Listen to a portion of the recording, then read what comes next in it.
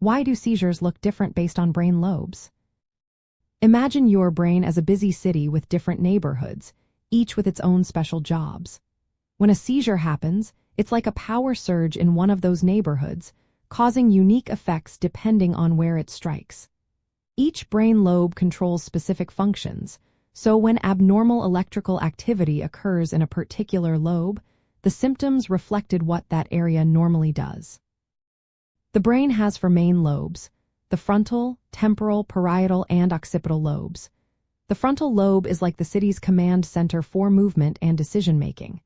When a seizure starts here, it often causes sudden, dramatic movements like jerking or thrashing. Sometimes, it can change a person's behavior or emotions, making them seem confused or agitated. Because the frontal lobe manages voluntary movements and higher thinking, these seizures can be mistaken for sleep issues or even psychiatric conditions. The temporal lobe is deep inside the brain and is key for memory, emotions, and understanding language. Seizures beginning in this area often start with an aura, which is like a warning sign. People might experience strange smells, tastes, or feelings of déjà vu. During the seizure, they might stare blankly, smack their lips, chew, or make repetitive hand movements. These symptoms happen because the temporal lobe handles sensations, emotions, and memory, so seizures here often involve these functions. The parietal lobe is less common as a seizure origin but is important for sensing touch, temperature, and body position. When seizures start here, they usually cause sensory symptoms like numbness, tingling, or a feeling of heat or cold.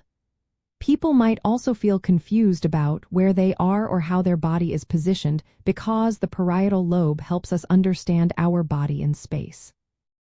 The occipital lobe is the visual hub of the brain. Seizures in this area mainly affect sight.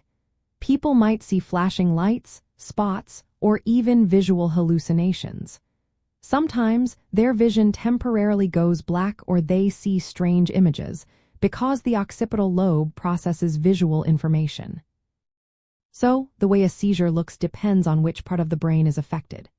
The symptoms mirror the normal functions of that brain area, which is why seizures can seem so different from person to person. Recognizing which lobe is involved helps doctors figure out what kind of epilepsy someone has and choose the best treatment. Always remember, if you or someone you know experiences seizures, it's essential to consult a healthcare professional for proper diagnosis and personalized care.